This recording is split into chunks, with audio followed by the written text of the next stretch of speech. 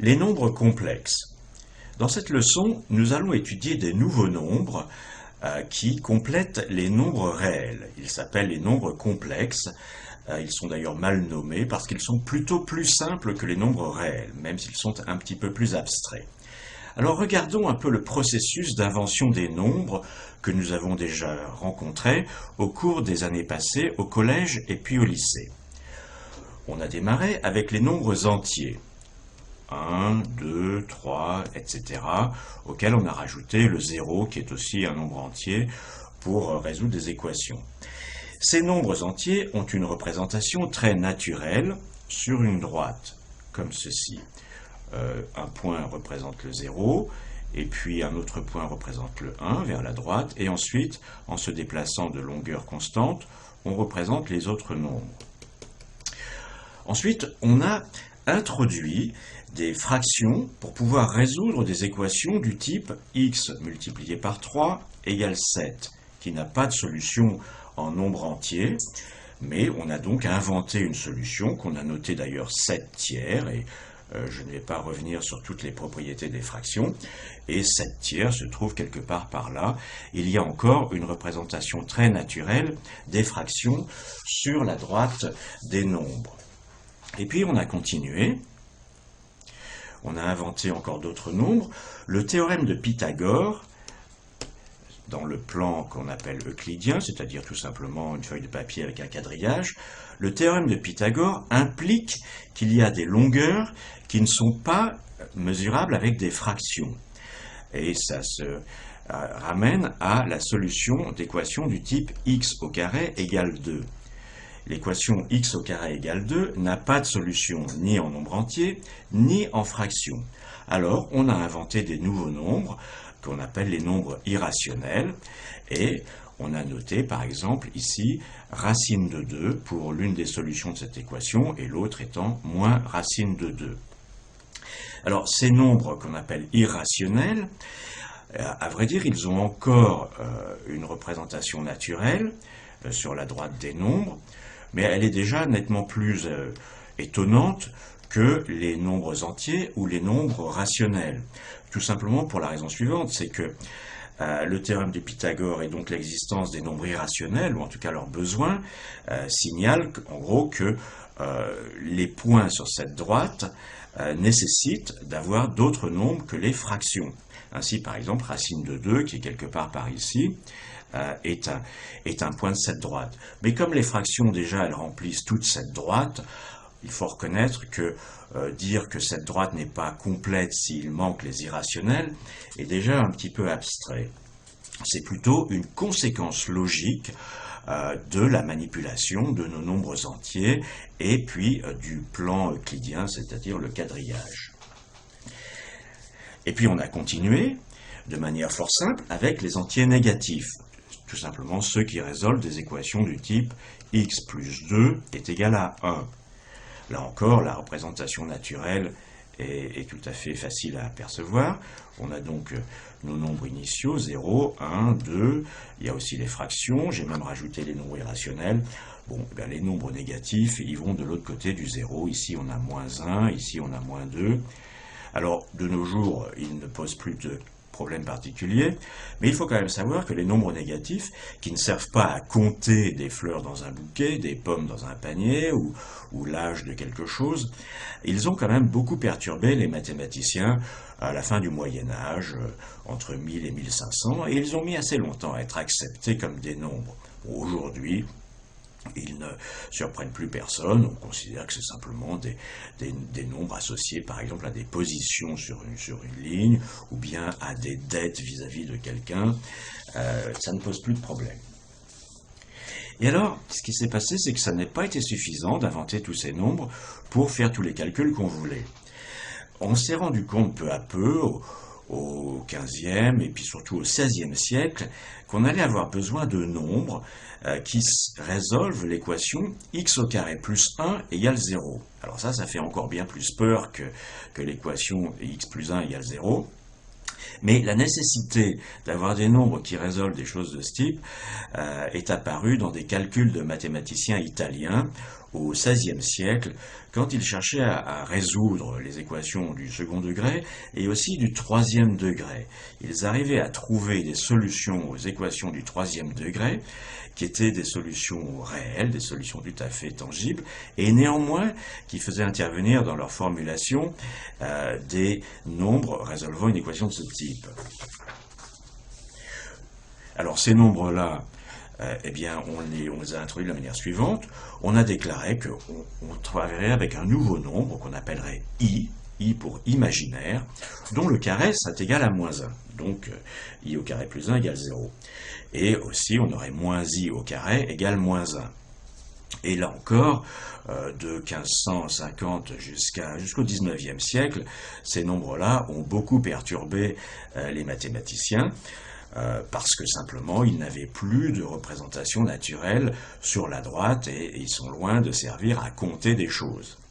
Mais i se manipule comme les nombres réels. Par exemple, si on a un nombre de la forme suivante, a plus ib, où a et b sont des nombres réels, que l'on multiplie par c, où c est aussi un nombre réel, bah, ça fait tout simplement ac plus i fois bc.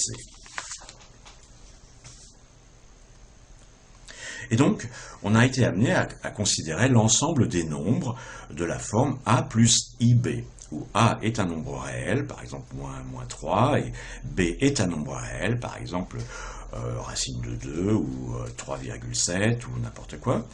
Donc les nombres de cette forme, et on les a appelés les nombres complexes. On verra plus tard que c'est pas un très bon nom, les nombres complexes, ça aurait été mieux de les appeler les nombres complets, par exemple. Mais bon, c'est pas ce qui a été fait, et de nos jours, on les appelle les nombres complexes. Et auparavant, on les a appelés longtemps les nombres imaginaires, même. Ils n'ont donc plus de représentation sur la droite. Il n'y a pas moyen de... sur cette droite, on a mis les nombres entiers, évidemment, les fractions, les nombres négatifs, les nombres irrationnels, comme par exemple racine de 2, ou bien racine de 3, qui est quelque part par là.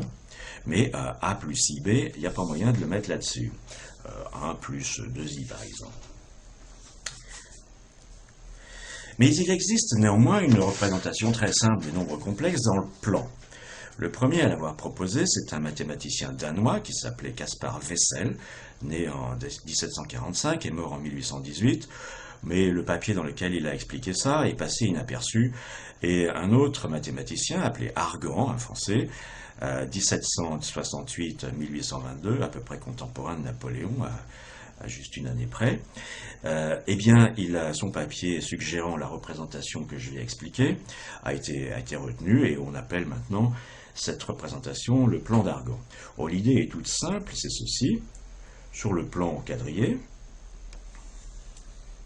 comme ceci, bon, le nombre 1 il est ici, le nombre 2 il est là, le nombre 3 est ici.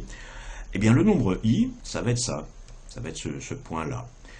Ici, c'est l'origine qui correspond au point 0, et puis ici, on aura 2i, et puis par exemple, le nombre complexe qui est égal à 3 plus 2i, eh ben, ça va être ce nombre-là, que je vais appeler m par exemple.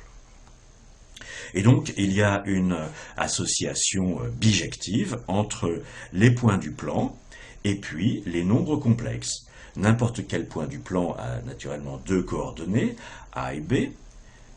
Un point du plan, c'est a et b. C'est d'ailleurs donc aussi un vecteur OM, si m c'est AB. Et ça correspond de manière biunivoque, c'est le terme, au nombre complexe a plus ib. Où a et b, encore une fois, sont des coordonnées réelles. A, c'est la coordonnée sur cette droite, et b, c'est la coordonnée sur cette droite. Alors, l'addition des nombres complexes dans cette représentation du plan d'Argan, c'est-à-dire du plan complexe aussi on dit, ben, elle est très simple, c'est tout simplement l'addition des vecteurs. Considérons deux nombres complexes, u qui est égal à a plus ib, et v qui est égal à c plus id. Bon, u plus v, c'est une opération sur deux nombres complexes, c'est une fonction de deux nombres complexes, et là, en l'occurrence, c'est tout simplement le nombre complexe a plus c plus i, b plus d. Alors, ça devient nettement plus intéressant quand on regarde la multiplication des nombres complexes. La multiplication des nombres complexes, encore une fois, c'est une fonction d'une paire de nombres complexes vers un nombre complexe. Et puis on va le noter U avec un petit point ou un multiplié V. On connaît déjà des fonctions de paires de vecteurs, et puisque les vecteurs dans le plan c'est à peu près pareil que les nombres complexes, on connaît déjà des fonctions de paires de vecteurs vers le plan ou même vers la droite. Par exemple, le produit scalaire. Mais ça ne va pas être le produit scalaire. Le produit scalaire de deux vecteurs, c'est à deux vecteurs, on associe un nombre, un seul nombre réel, c'est pour ça que ça s'appelle scalaire. Il existe aussi d'autres fonctions d'un couple de vecteurs vers quelque chose, vers un autre vecteur dans l'espace, ça s'appelle le produit vectoriel.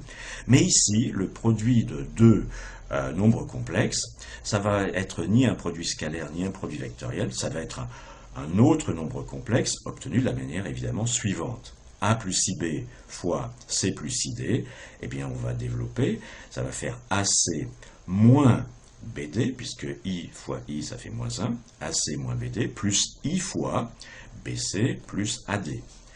Et alors, ce produit des nombres complexes a des très belles propriétés qui ont commencé à être comprises au XVIe siècle, et on va aller les voir. Alors pour cela, on a besoin d'introduire une notion qui n'est pas vraiment nouvelle, ça va s'appeler le module d'un nombre complexe. Le module de A plus IB, c'est tout simplement par définition la racine carrée de A2 plus B2. Donc c'est rien d'autre que la norme du vecteur AB. Si j'ai le nombre complexe à A plus IB, on a vu que ça correspondait tout simplement au vecteur de coordonnées AB, et la longueur du vecteur de O jusqu'au point AB, c'est ça, c'est racine carrée de A2 plus B2, c'est le théorème de Pythagore. Et alors on va commencer par voir une propriété très importante du module des nombres complexes, c'est que si on a deux nombres complexes U et V, et qu'on les multiplie, la norme du produit, c'est égal au produit des normes. Et ça, c'était pas vrai pour les produits scalaires, c'est-à-dire pour d'autres fonctions de couple de vecteurs, et c'est important de voir que c'est vrai pour les nombres complexes. Alors comment on va faire? C'est très simple.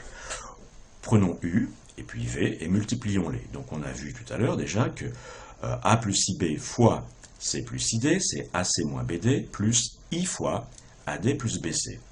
Alors regardons non pas les normes, mais le carré des normes, parce que c'est plus facile à manipuler. La norme de UV au carré, c'est le carré de ceci, plus le carré de cela. C'est-à-dire AC moins BD au carré, plus AD plus BC au carré. Alors on développe et on va avoir le terme intermédiaire qui va s'annuler parce qu'on va avoir moins 2 fois ABCD et plus 2 fois ABCD.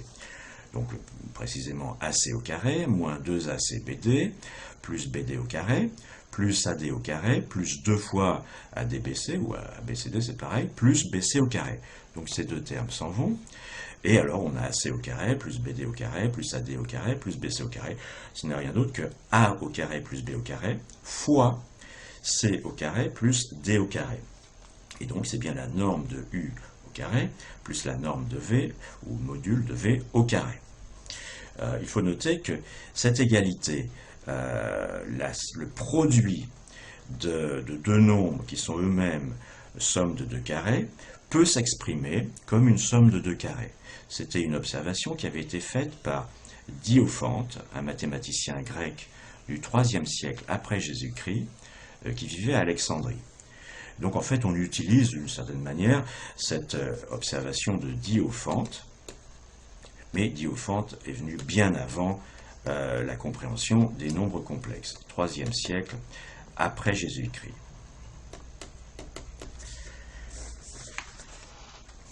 Alors maintenant qu'on a donc le module des nombres complexes, qui est simplement la norme du vecteur correspondant, on va regarder la fonction qui a un nombre complexe, un associé à un autre, par multiplié par un nombre complexe U donné. Donc à un nombre complexe quelconque M, on va associer par cette fonction U fois M. Alors prenons un exemple. M est le nombre complexe 3,2 plus I fois 0,8. Et puis U, ce nombre fixe, je vais prendre 1,5 plus I fois 0,5. Donc dans la représentation dans le plan complexe, ou plan d'Argan, M, il est ici. puisqu'il a pour coordonnées 3,2 et puis 0,8. Et quant à U, il est là, puisqu'il a pour coordonnées 1,5 et puis 0,5. Alors, le produit de U par M, qui est donc une fonction qui a M associe U fois M, le voici, le point transformé par la fonction multipliée par U, c'est le point UM. Eh bien, il a pour coordonnées évidemment 3,2 multiplié par 1,5 moins 0,8 multiplié par 0,5, ça ce sera son abscisse, ce qu'on appelle sa partie réelle évidemment. Et puis, il y aura plus I fois 3,2 multiplié par 0,5 plus 1,5 multiplié par 0,8. Tout ça, ça fait 4,4 plus I fois 2,8. Donc, M est transformé en ce point ci. M qui était là, le nombre complexe M, est transformé en celui-ci. Et alors, on va découvrir quelque chose de très très intéressant, c'est que l'angle fait, je vais prendre d'autres couleurs, l'angle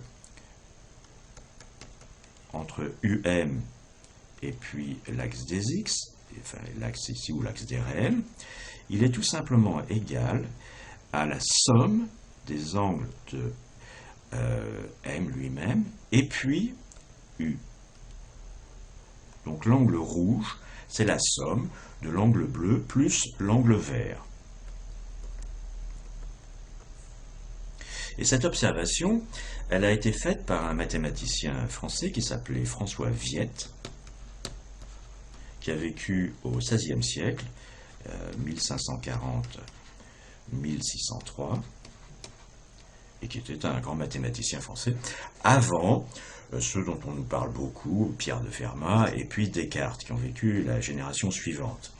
Donc Viette était un bon spécialiste d'angles en particulier et de trigonométrie, parce que dans un instant, on va arriver à des considérations trigonométriques.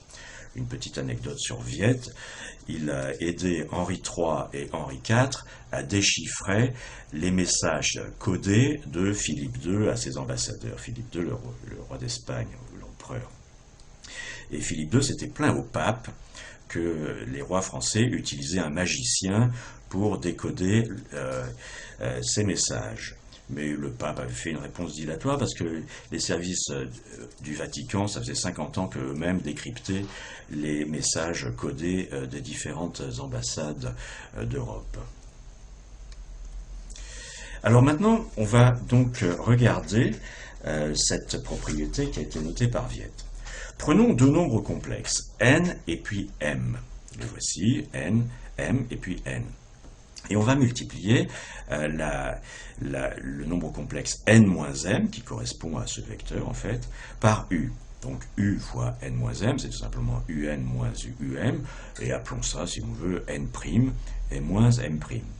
Eh bien la norme de n' moins m', ou le module si on préfère, c'est égal au module de u fois n-m, et c'est donc, on l'a vu tout à l'heure, le module de u multiplié par le module de n-m. En d'autres termes, multiplié par un nombre complexe donné u, c'est tout simplement tout agrandir par la norme de u. Et non seulement c'est tout agrandir par la norme de u, mais on va voir aussi que c'est donc une rotation comme l'avait observé Viette. Alors comment on procède pour prouver qu'il s'agit d'une rotation? On est en train de démontrer une propriété merveilleuse des nombres complexes. Multiplier par un nombre complexe, c'est multiplier par le module et puis additionner un angle. Alors, eh bien, 0, le nombre complexe 0, qui est aussi le point 0, 0, quand on le multiplie par u, ça reste 0. Donc, dans cette transformation multipliée par u, 0 est un point fixe. Et prenons le cas où u a pour module 1. Donc c'est un nombre complexe qui se trouve en gros sur le cercle trigonométrique. Bon, dans ce cas-là, la norme de n' moins m', c'est la même chose que la norme, enfin module de n moins m. Donc, multiplié par u, c'est bien une transformation rigide du plan, qui en plus maintient 0 au point 0. Alors, les transformations rigides du plan qui par ailleurs maintiennent un point fixe, il n'y en a pas 36, c'est une rotation, et éventuellement, en plus, une symétrie axiale quelque part. Mais c'est assez facile de voir qu'il n'y a pas de symétrie axiale en étudiant deux points particuliers transformés par U. Donc, la multiplication par U, quand U a pour module 1, c'est une rotation. Et alors, de quel angle? Oh, bah, c'est tout bête. Le nombre complexe 1, qui correspond au vecteur 1, 0, bah, il est transformé tout simplement en nombre complexe U. Donc, c'est une rotation qui transforme le nombre complexe 1, qui correspond à ce vecteur, tout simplement en le nombre complexe U. Donc, il s'agit d'une rotation de l'angle de U. Donc, on est parvenu à un résultat extraordinairement étonnant peut-être, et en tout cas à la fois très simple et très puissant. La multiplication d'un nombre complexe a plus ib par un nombre complexe u, ben ça donne un nouveau nombre complexe qui a pour module le module de l'ancien multiplié par le module de u, et qui a pour angle avec l'axe des réels, eh bien, l'angle initial plus l'angle que U lui-même fait avec l'axe des réels, puisqu'il s'agit d'une rotation, comme on vient de le voir, de cet angle-ci. Alors on peut le vérifier avec plusieurs exemples simples. Par exemple, pour U égale I, c'est-à-dire le nombre imaginaire de base, multiplié par U, vous vérifierez qu'il s'agit d'une rotation de 90 degrés. En particulier, le nombre complexe qui correspond à 1, il devient précisément I. Donc il s'agit bien d'une rotation de 90 degrés. Et je vous invite à vérifier que c'est vrai pour n'importe quel nombre complexe M. Il va devenir le nombre complexe avec la même norme, puisque ici c'est norme 1, avec une rotation de 90 degrés. Vous pouvez aussi essayer avec U égale 1 plus I, auquel cas la norme de U c'est racine de 2, et l'angle que U fait dans ce cas-là avec l'axe des réels c'est 45 degrés, et vérifier que quand on multiplie un nombre complexe quelconque par ça, eh bien on a le nouveau nombre complexe image, il a une norme multipliée par racine de 2, ou un module, et puis il fait un angle de 45 degrés avec l'ancien. Alors on va terminer avec un petit peu de trigonométrie, parce que tout ça quand même ça nous parle beaucoup d'angles. Alors prenons un nombre complexe U quelconque, A plus IB, où je vous rappelle A et B sont des nombres réels, et I est la racine de moins 1, la première racine de moins 1, l'autre étant moins I. Eh bien la norme de U, on va l'appeler R, ou norme de U ou au module de U, c'est-à-dire cette longueur. Ça, on l'appelle R. Et l'angle que U fait avec, que OU, si l'on veut, fait avec l'axe des réels, on va l'appeler θ. Alors, on peut aussi écrire que U est égal à R cosinus θ plus I fois R sinus θ. Ça, c'est de la trigonométrie qu'on a appris en classe de 4e. Et donc ça, c'est une autre représentation des nombres complexes avec leur module et leur angle, qu'on appelle aussi leur argument. Prenons le cas de deux nombres complexes, U et puis V, de module 1, chacun d'entre eux. Alors dans ce cas-là, U est forcément de la forme cosinus θ plus I fois sinus θ, et V est de la forme cosinus phi plus I fois sinus phi. Et on a vu tout à l'heure que U plus V est nécessairement obtenu par une rotation de l'angle V additionné à l'angle formé par U et l'axe des réels. Donc UV, c'est égal à cosinus θ plus phi plus I fois sinus θ plus phi. Mais par ailleurs, en développant le produit simple de U et puis de V, on obtient cosinus θ fois cosinus phi moins sinus θ fois sinus phi plus I fois cosinus θ sinus phi plus sinus θ cosinus phi.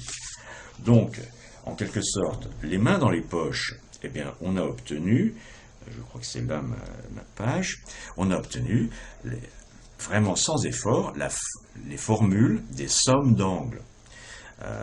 Cosinus de θ plus phi est donc égal à cosinus θ cosinus phi moins sinus θ sinus phi, et puis sinus θ plus phi, c'est cosinus θ sinus phi plus sinus θ cosinus phi. Voilà une illustration parmi beaucoup d'autres de la puissance des nombres complexes. Pour terminer, je voudrais signaler que les nombres complexes vont simplifier beaucoup la géométrie. On vient de le voir, par exemple, on a démontré en 3 coups de cuillère à peau les formules trigonométriques pour les sommes d'angles. Ça simplifie aussi l'algèbre. Par exemple, l'équation ax2 plus bx plus c égale 0 aura toujours deux solutions, quel que soit son discriminant. Il n'y aura pas besoin de savoir si b2 moins 4ac est positif ou nul, etc. Ce sera toujours vrai. Et ça va aussi simplifier beaucoup l'analyse, c'est-à-dire l'étude des fonctions, et en particulier leurs dérivées. Les fonctions des nombres complexes, l'ensemble des nombres complexes, on l'appelle grand C comme ceci, vers des nombres complexes, représenté aussi comme ça. À un nombre complexe Z, on associe un autre nombre complexe, f de Z. Et bien ces fonctions, elles seront beaucoup plus simples en fait à étudier et à manipuler que les fonctions de R vers R. C'est paradoxal, avec cet effort d'abstraction des nombres réels vers les nombres complexes, les mathématiques vont devenir plus simples.